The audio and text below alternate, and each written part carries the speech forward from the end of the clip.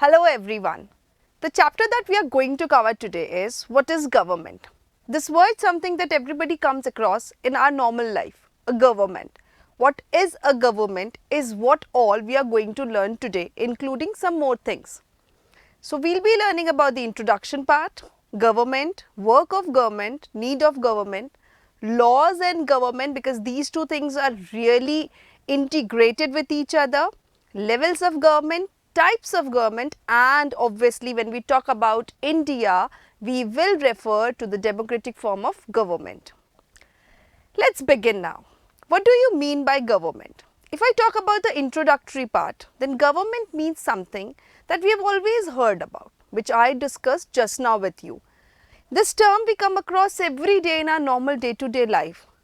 Also, we would like to explore that what are the functions. Functions means what is the need of the government? Why do the government exist? What will happen if there is no government in a country? And if there is no government, then what is the form that rules, that controls the functioning of that country? And also, what are the types and different levels of the government? Moving on, what is a government? Government is an institution that has the power to make, implement and interpret laws. Now, there are three different and main terms. Government means group of people, those who make laws. Laws is something, the rules and regulations which are necessary to govern any country. Then they not only make but they also implement them. Because I may make rules and regulations, but there is no point if I do not implement them. And also to interpret the laws so as to ensure a systematic life. Interpretation here means that there is something that is written, but you may understand it in a different manner and I may understand it in a different manner. But the way the government interprets it is the way we all have to follow it.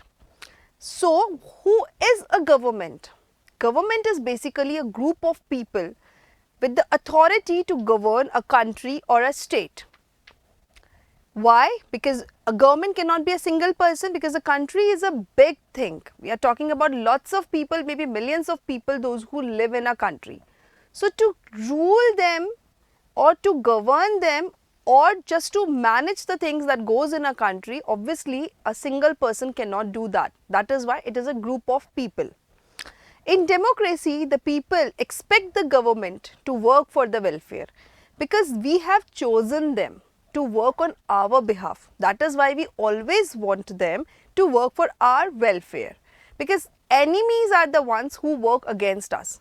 But someone whom we are choosing is something we always expect positive things from them. And why do we do all these things? So that we ensure that there is a systematic life that goes on. Not everything is owned and operated by the government, but some basic facilities which everyone wants in their day-to-day life or for a smoother and a systematic life, there are few organizations that are run and owned by the government.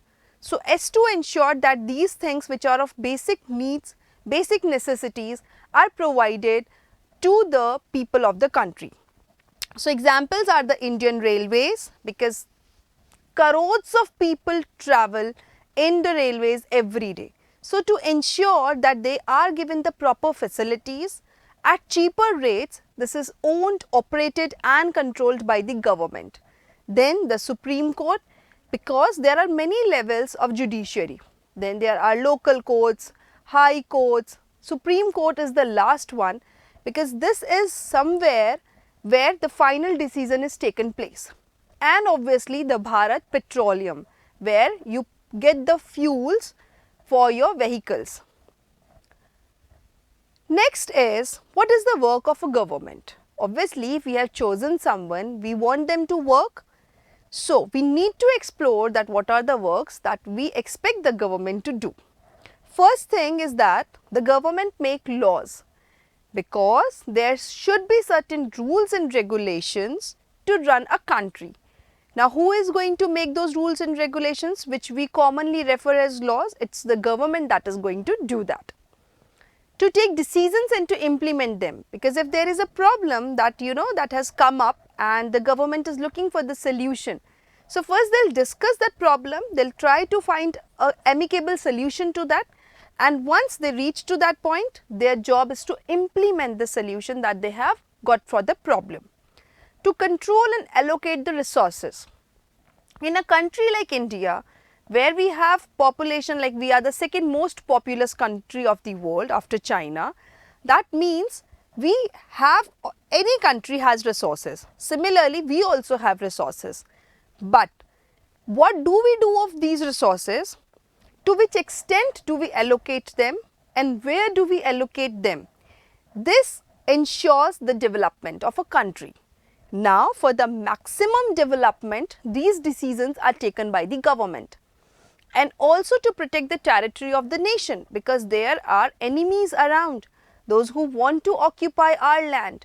That is why it is the job of the government to protect the territory, to protect the borders of the country. We have understood that what is government, what do the government do? Now we are going to find out that why do we need government? To maintain law and order in a country. This we have already discussed, that laws and orders are always required to run a country in a smoother manner. To provide for registration of births and deaths and marriages. In a country where there are millions of people living, there are several occasions that are taking place.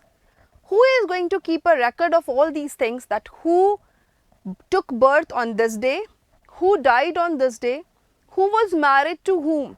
Because these all are required as an evidence to prove that you are a citizen of that particular country. This is the job of the government. You need a marriage certificate if you wish to apply for the passport after your marriage, right? In that case, who is going to keep a record of all these things? Because our family members will come and rejoice for the function that we have done for that particular thing. But then after all these things, we have to go to the offices that are under the control of the government, and we have to get the necessary things done to get ourselves registered. To protect the unity and integrity of the country. Obviously, it's the government that's the head of the country. So it is also the job of the government, the work of the government, to ensure this thing, that a country stands united. To avoid some such situations where the country can be divided on any basis. To make provisions for services like roadways, electricity, waterways, railways, I mean the basic facilities which are needed by any of the citizens to live comfortably in that country. This is so obvious that no one, I repeat, no one can live in a country comfortably if there are no electricity, no better roads, no better railway lines, not even proper water facility, the sanitation facilities, and to ensure that these facilities are given at an economic rate, a rate that's affordable by each and every citizen, government has to interfere. To work for the welfare of the people and make provisions for essential services.